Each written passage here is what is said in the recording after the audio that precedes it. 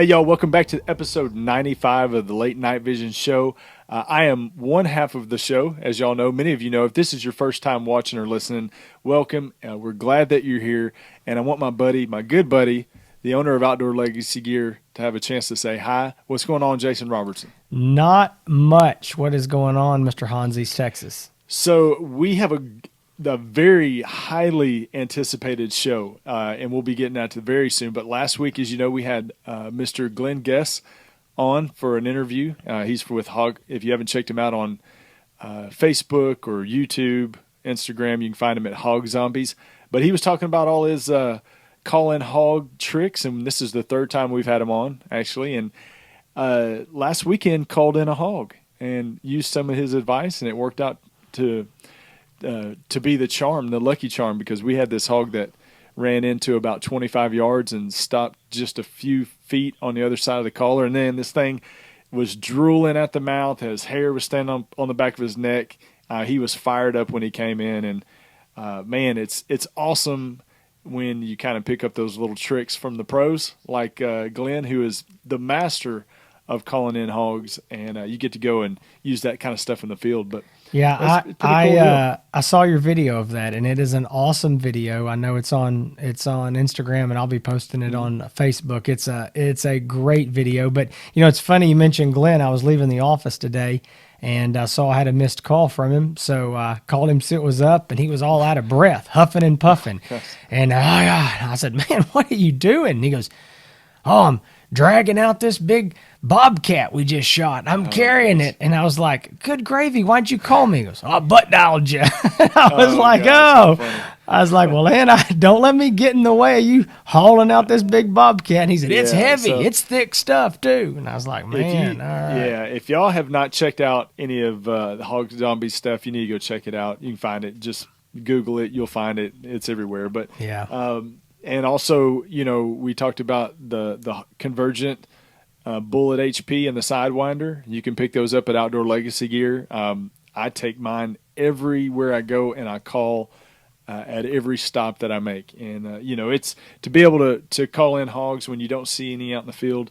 It's always fun. And we had a big group. I say big group. There's 4 guys with us. So we had a nice big group. And I'm going to tell you what, this big old hog ran in about 25 yards. He didn't know he was lining up in front of a firing line, because there's 4 guys with, you know, ARs and, you know, 30-round magazines, and the poor guy just didn't have a chance. I mean, it was, you know, basically lined Hans up talks about all this calling that he does, and he does every chance he gets. He stops his truck, he's calling. I don't know this, but I kind of think, you know how some of these kids will rig up like a train horn or like a fire truck siren to their horn when they blow it? I'm convinced that Hans is going to have that Bullet HP mounted under his hood, and when he blows his horn, that thing just starts calling hogs or something. I would not put it past him, because he's always running that thing at top volume. So I'm fully expecting him to be blowing on the horn. It's just calling in hogs. Hey, if Glenn's watching or listening right now, it was on Sal Hysteria full blast. So hey, if Byron South from Convergent is listening, the horn caller is next. I'm just saying, we want partial royalties to that idea. Blow the horn, and the hogs and the coyotes come running.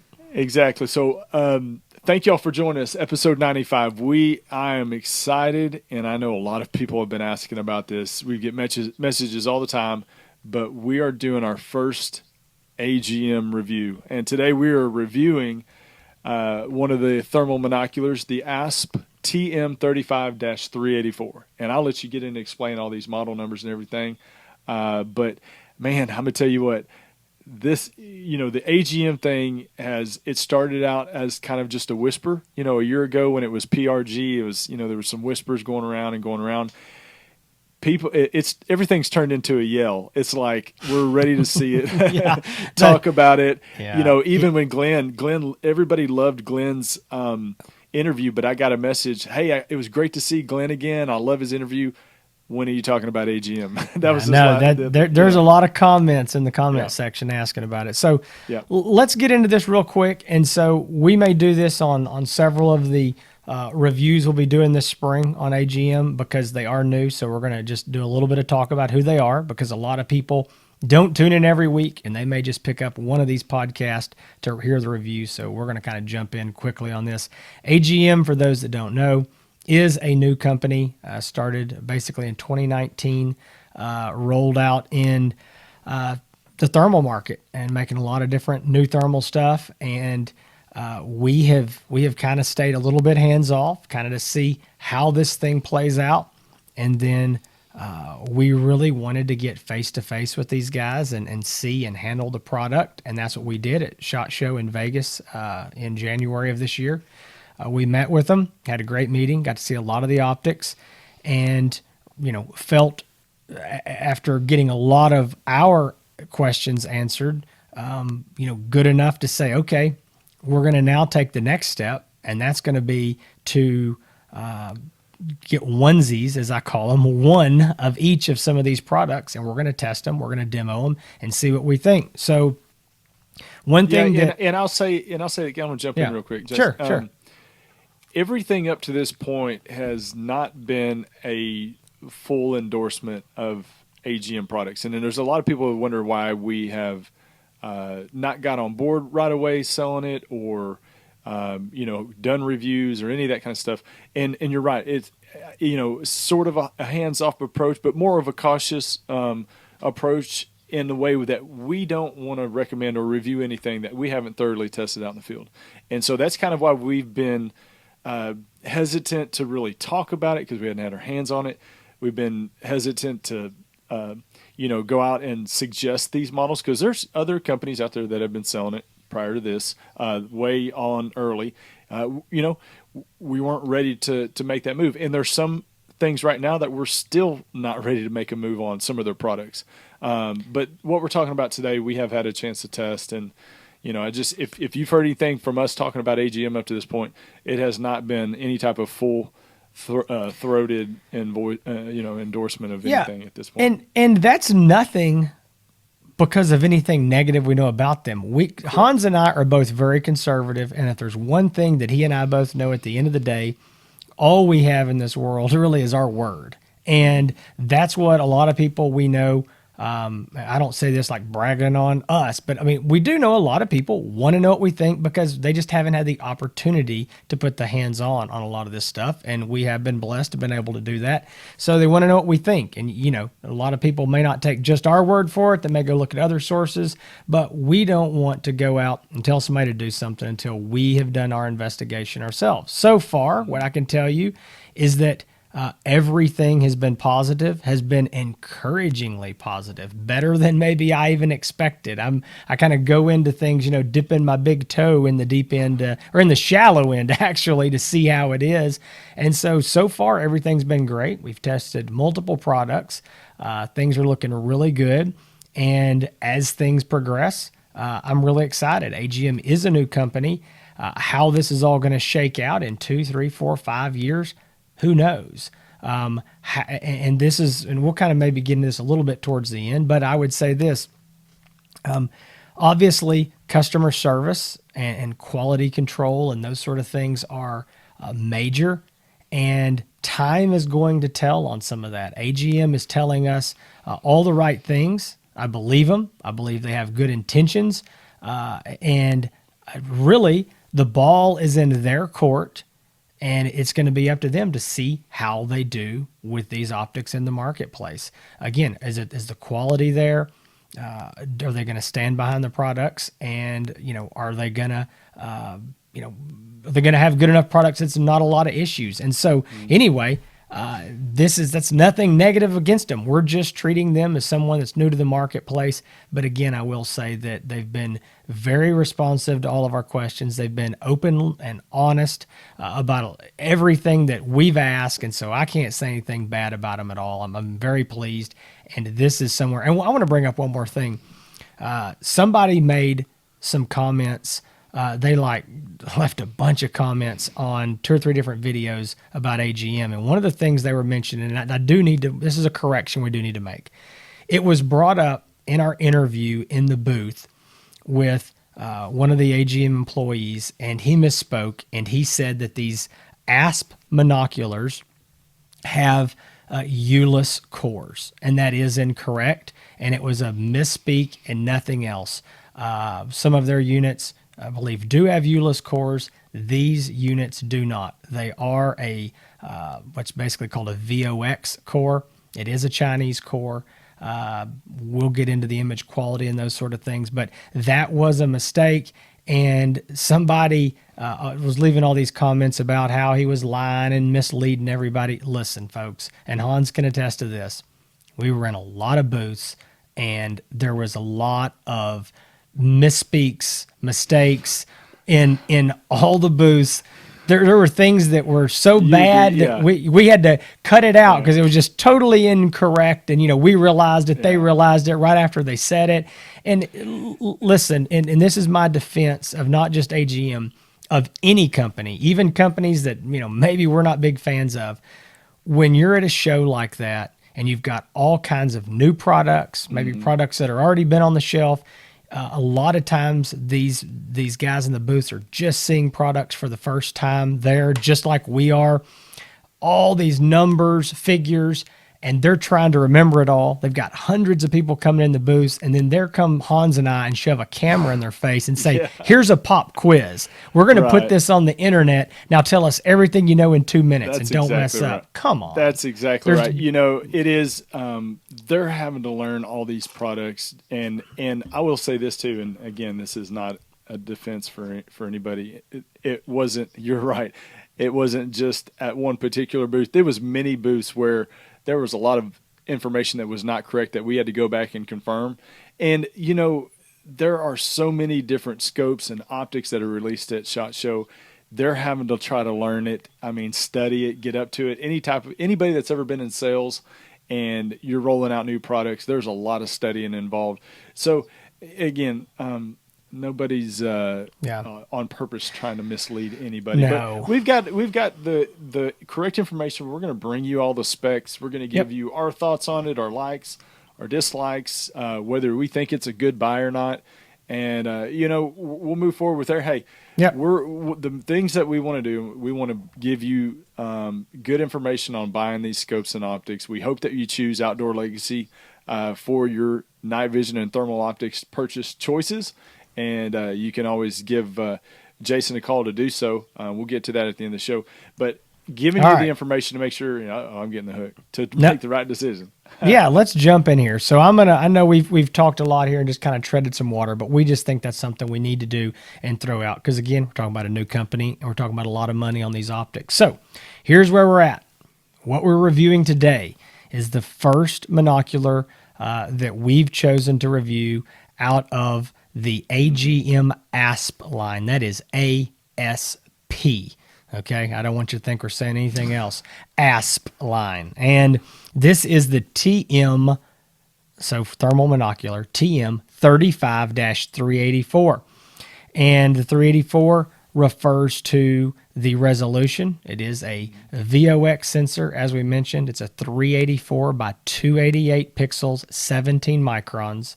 This unit is $2,295. It is a 2.4 power base magnification, and it does have a 2 times and a 4 times digital zoom. It is a 50 hertz refresh rate. It's got an OLED high resolution display, 1024 by 768. That is the display screen. It's got multiple color palettes, white hot, black hot. There's like a rainbow, which was oddly better than I thought that it was going to be. I mean, I still probably wouldn't use it, but it was better than I thought it was going to be. There's like a red fusion, they call it. There's several, but black hot, white hot, and then 2 or 3 more in there. There is internal video and picture recording. It weighs 16.9 ounces. And it is operable down to negative 22 degrees. And I want to talk about a couple things here that I kind of skipped over in my list. I hope I didn't miss anything else. It does have an internal, non-removable, rechargeable battery.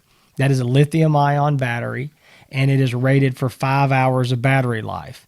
And being the guy that I am, that just can't take anybody at their word, I want to test it. And we do this all the time on stuff. And so, sure enough, I took this thing, I charged it or discharged it all the way down.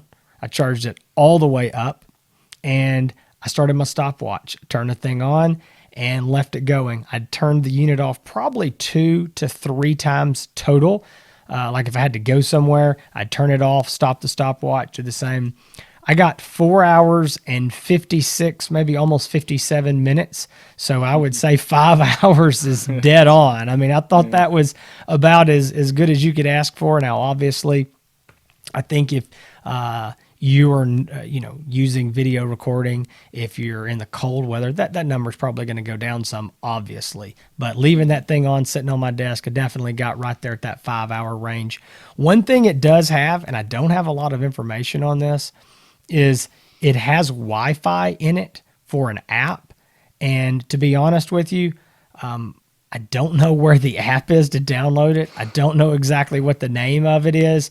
And I've been so busy, and I'm testing this thing at night, and that's when I think about it. And then the next day I go back into work and I forget to ask that question of AGM. So that's one thing that I don't know anything about. And it's, Wow. and to be, this is fantastic. It's fantastic. But I think Hans and I both Awesome will, credibility we're building. Hans and I will both tell you that we don't use the streaming apps really No, we in don't. any of this stuff. So it's one of those things that's low priority to me. There supposedly is one. I just never used it. It does charge via a USB cable, so you can run the scope off of a external USB battery pack, like you charge your cell phone with or whatever. One of those battery packs will charge and run the scope. So that is an option if you run out of battery life. One more quick thing, I'm gonna let you jump in here, Hans. Everybody wants to know what the detection range is, identification range. I didn't see any published specs on exactly what those numbers were. I can tell you this.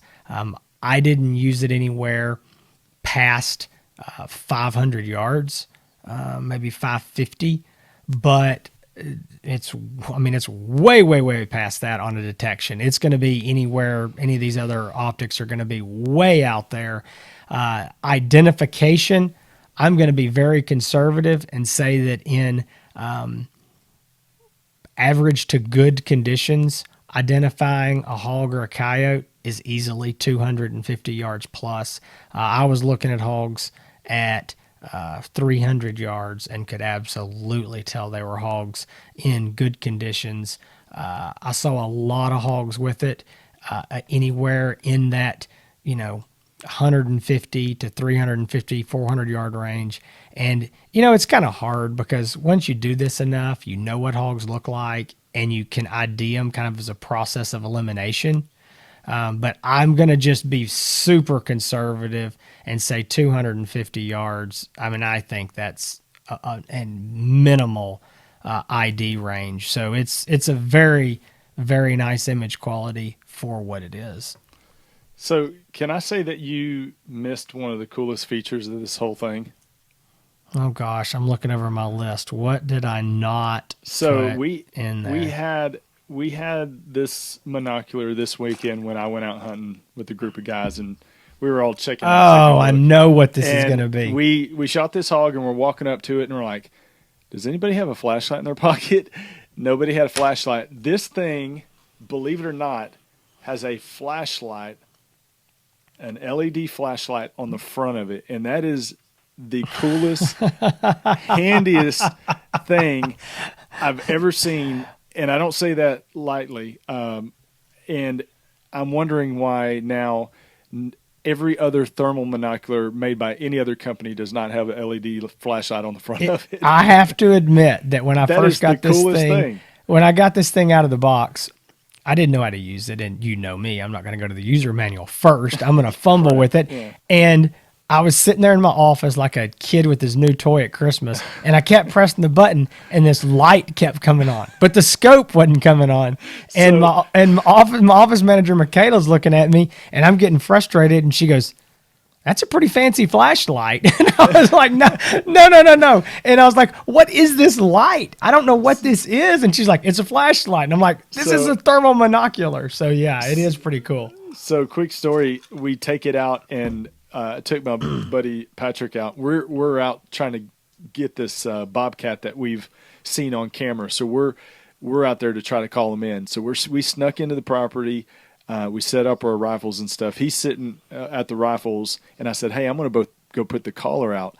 I'm walking, and I leave the monocular with him to check it out.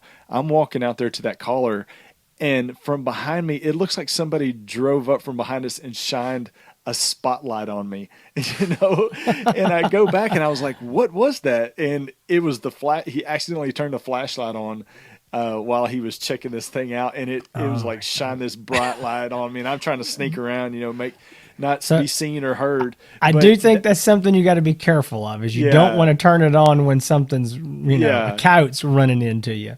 Exactly. But that is one of the very ingenious ideas that I saw and got to experience. So that was really cool. I just wanted to point that out because you did miss that on the spec sheet. So you always have to, you have to get on to me about that kind of stuff. So it's nice to have something.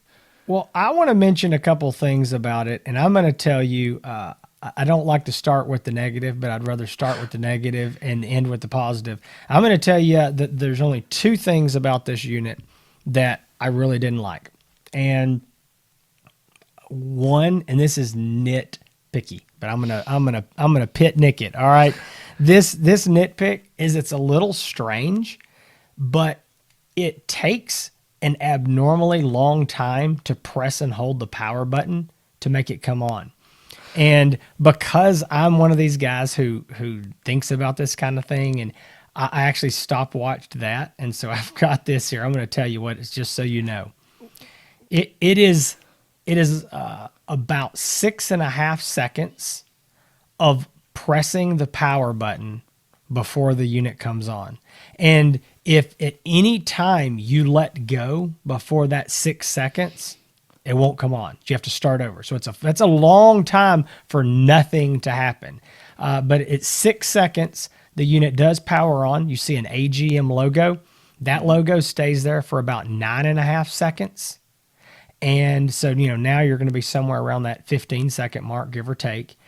And then the unit comes up. You can see the screen, and it looks normal, but you can't use the menu functions of it. You can't zoom. You can't do anything but just look, which is fine, for another 15 seconds. So basically, the initial boot up is about 15 seconds. At that point, you're seeing the screen. It's another 15 seconds until it's actually all the functions are usable. That was a little bit of a complaint of mine of just especially holding that power button. I like to press and hold a power button for a second or two, let off, and then, give it a second. I understand the boot up time, but I like to look back and it's on, and I would do that and it's off. And so I don't know, maybe you didn't think that was a big deal. It didn't bother me that much. You're right. It is pretty long, but that type of stuff, I'm not as sensitive to that as you are. He's calling me a snowflake now. He's calling me, That's not a trigger event for me. Okay. Oh wow. Okay, but the only other negative thing that I can say about this scope, and again, I hate to start with the negative. Let's get it out of the way. Because listen, this question, everybody that I've talked to about this question comes up. And it's something we're seeing that's increasingly common in the night vision and thermal industry, and that is internal non-removable batteries. And since there is no removable battery, it's all 100% internal. Is that a concern? Yes. I mean, it's got a 5-hour battery life. Obviously in cold weather or other conditions, maybe you're not going to get that 5 hours. Is that going to be a problem for some people? I think so. I mean, guys that are in super cold weather and hunting long hours, I guess that is a concern. The only thing I guess you could do, like I say, is plug in an external USB battery pack, charge it in your truck, that sort of thing. But that is a concern. I did ask the question of, okay, this has got a 3-year warranty on this unit. Is the battery included in that warranty? Yes, it is. And my next question was, okay, what happens when somebody is 6 months, a year out of warranty, some reasonable time frame? If they have a problem with that battery, is that a serviceable, item, that the part for a cost? And they said yes. They said they would handle this for customers down the road if there was a problem. Yeah. Obviously, some reasonable time frame. I don't know what that would be, but I don't think you're going to call them in 15 years and they're going to put a new battery. But yeah, so anyway, that's the only other concern. But again, we're seeing that more and more often. Since you're nitpicking, I'll nitpick a little bit too. And then y'all stay tuned because we've got a lot of good things to say about this. We're just getting rid of these small items first. The one thing, a couple things that I noticed, the lens cap cover does not go on very easily. No, that never went back on when it popped off the first time. I can get it to go back on, but it takes a little bit of work. So it doesn't go on very easy. On this 35 model, once it's on, it stays on. Yeah. There's another model that is a little bit more difficult, but it's again, this is a nitpick, but it doesn't go on very easily. No. The other thing, again, a very small item, it nukes really hard or recalibrates, refreshes. It's a very deliberate, you can almost feel the unit when it nukes. It's almost like the shutter of a camera when you take a picture. Oh, I didn't. Okay, yeah, let's go here. Describe what you're talking about. When you say hard, do you mean like you notice it in the display or you feel it? You feel it, yeah. You do feel it. You feel it on the pulsars a little bit. This is a little more defined. It's kind of a bloom bloom. I mean, you feel it. Yeah. It is a little bit louder. I mean, I didn't find it as a big deal. Maybe, I don't know. I kind of noticed it at first, I guess, but I guess I used it so much I didn't think much past it.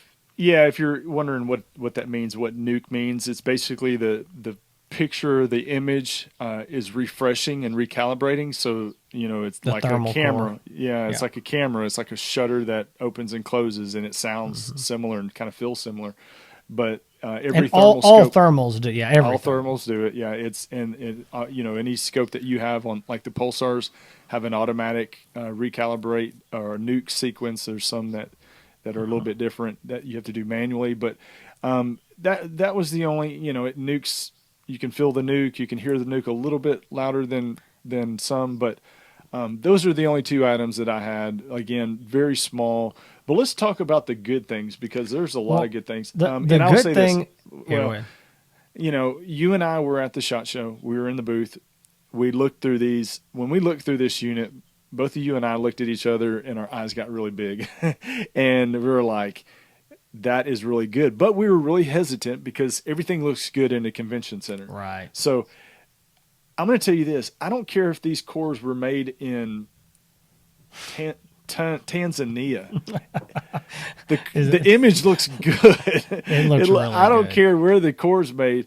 The image looks really, really good out in the field. Even here in, right outside Tyler, Texas, in Ben Wheeler, where I live, the weather has been horrible the last week. It has been raining almost every day. It's, as Jason would say, the dew point is really high, as well as the humidity. Right. And it's not been great conditions. But the image on this seems to cut through all of that, moisture in the air. The image is really, really good. I was really impressed. I was really hesitant when we left the SHOT Show to say much about it as far as what we thought. But now that we have it and we've seen it in the field, I'm super impressed with the way that it performed. I will say this, for speaking to this unit, the TM-35-384, image quality, way better than I expected. I mean, I was hoping, but I'm one of these guys, I call myself a realist. Other people call it a pessimist. But I like to just try to I'm not this guy that sees something like it's going to be the greatest thing ever, because if you do that all the time, you're going to be disappointed all the time. So I'm kind of like, it's really, really good. I mean, this is a legit thermal monocular. I don't care if you're coyote hunting or hog hunting. It is absolutely. I had a guy tell me that he had one and he didn't like the way it felt in his hand. And I thought that was a very odd comment. I think it feels really good in your hand. I think it fits your hand well. what would make it a little bit better is a side hand strap similar to the Helion, the Pulsar Helions. You know, Yeah, I agree. It would be nice. Yeah, I, I feel a little I'll bit more say, secure.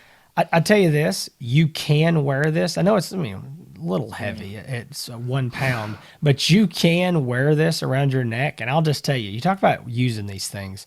So the very first night I got these things in, we were having bad rains, and I had to go. It's a long story. I won't get into it all. Basically, I had some horses and some cows that I was afraid the creek was going to get out, and they were going to be on the wrong side, and so I went down in the dark, in the rain, to go string up hot wire and push these cows and horses around. And so I needed a thermal monocular to carry with me because I didn't know where these things were. I had to see them and make sure I'm getting them on the right side of the fence. And anyway, It's like herding raining. cats. Yeah, it's like herding cats. And it's raining, it's nasty. I'm by myself. Well, I had one of these units, and I'd already looked, and they have an IPS 6-7 rating, which is 3-foot submersible for 30 minutes, and that's dust blowing from every direction. So, and this thing's supposed to be legit. I threw this thing on a lanyard, threw it around my neck on the outside of my raincoat, and took off. And I thought, boy, this is dumb. I hadn't had this thing but a few hours, and I'm literally soaking this thing. When I got back into the house, it took me about an hour out there. I mean, I was soaked down. This thing had mud, cow poop on it. It was, and I'll tell you this, Hans, you can't Folks, tell we that, have a can you? used unit for sale. Yeah, got a used one. Hans, can you tell that? I mean, it looks brand No, new. it looks perfect. It looks. I wiped like that thing down. Yeah. It cleaned up literally, I just took a wet paper towel, a dry paper towel, Yeah. cleaned it right up. It's Worked perfect. Nothing wrong with it. To me, that's a test. I mean, I got that thing in the rain. I got it wet. It didn't do one thing. Worked perfect. I had it, like I said, around my neck. No problem. I can't remember. I was paying attention, I promise, when you were going through specs. Did you mention that it had a focusable objective and eyepiece adapter? I did not, but thank you for calling it out. It does have a focusable objective. It also has a rear focus for the eyepiece, which most of these monoculars do, but it is a focusable objective. That's a very good point, Hans. And that is what gives it a better image quality is the focusable objective. And I'm going to look this up right now, so I'm cheating here if you see me. It is a... I cannot tell you. I was going to tell you what the... Golly, I hate doing this. I was going to tell you what the objective lens size is, and I cannot find it. It's the lens focal length is 35 millimeters, but I'm trying to find the... Well, if you're watching on YouTube, it's about yay big. Yeah, There you go. it's about yay big. Yay big. Anyway, I think image quality is great. Overall unit, very, very good. We did have some little nitpicking things there, but this unit is at 2.5 power, 2.4 power. I think it's a good all-around magnification for, again, most hog and coyote hunters. I think it's going to do you fine. I mean, unless you're just really, really wanting to reach out there long, long ways, you might want a little more magnification. If you're doing a lot of stuff within, bow range, or maybe most of your stuff is, say, under 100 yards, and when I say most of your stuff, I mean like your wood line is at 100 yards, about as far as you can see. Maybe a little too much for you, but I think 2.4 power is really a great all-around range on that. So I was very, very happy with it. Well, good, and I was happy with it too. So I'm going to say this. Yeah, what is it? Is it are you willing to take a gamble on it? I'm going to go out and say that this is a good buy. Now, I say that with the knowledge of what you said in the beginning of the show, that there's still some things as far as a company with AGM that I think time is going to tell, and that was related to customer service and attention to any customer concerns they have with any scopes and accessibility. How quick are they responding to customers? They are, there's a lot of things, and that just takes time to understand how how things are going to work out to be. But from product alone and this unit alone, for $2,200, I think this is a good buy. I mean, yeah, 2,300, 2,295. But yeah, and I will agree. I'll say this: I think it's a buy. So much so that I bought them. And when this show airs, we're going to have this model sitting on the shelf. Yeah. It will be in stock. You can go to outdoorlegacygear.com and find it. We'll put a link to it in the description. It is going to be, when this show airs, will be for sale. And here's what I think about it. I don't want to go in here today and do a full-blown comparison, but this is the way that I feel this optic is, and I've told several people this. AGM knows what they're doing in the fact that they hit a really, really good price point. Okay. This right now is a little bit of no man's land. Pulsar has got they've had this handheld market really sewn up because they have a lot of handheld options. Right. Well, now as they brought down the price of the Axions into the like $1,200 and $1,500, and then the next model up it's not here yet. It's going to be 2,000, and then you go up to the Helions that are 3,000 and up. This is really going to fit in that middle range, and again, we'll probably be doing some comparison down the road, but this is a good place to be for somebody who, maybe says, I don't want to spend $3,500, but I want something that's a little better than this $1,200-$1,500. This is it. This is the middle of the road. Really good. I will not apologize for the image quality on this. And fit finish function, I thought it was great. I thought it was a good buy. One last thing I did mention about AGM, and I do want to point this out. This should have been done early on. It's that while they are a new company, they are not new to this game, because for those that don't know, the owners are the previous owners of Armasight. So almost everybody is familiar with, at least heard of, the Armasight Zeuses, the Predators, those scopes. That FLIR bought them out, and now AGM has been formed. As everybody knows, FLIR's out of the market, so Armasight is defunct. AGM, I don't want to call it like Armasight 2.0. What I do want to say is it is the original owners, and that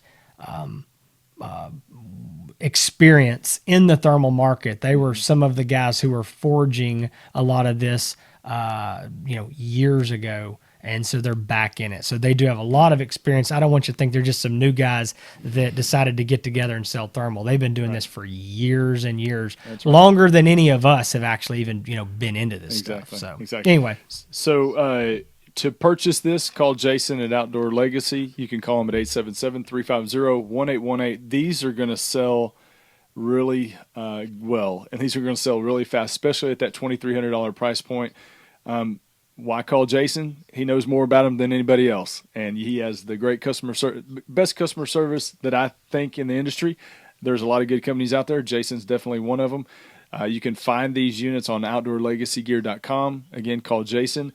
Thank you for joining us for episode 95 of the Late Night Vision Show. This is our first AGM product review. We've got more to come. I know we're going to be reviewing the ASP TM-35.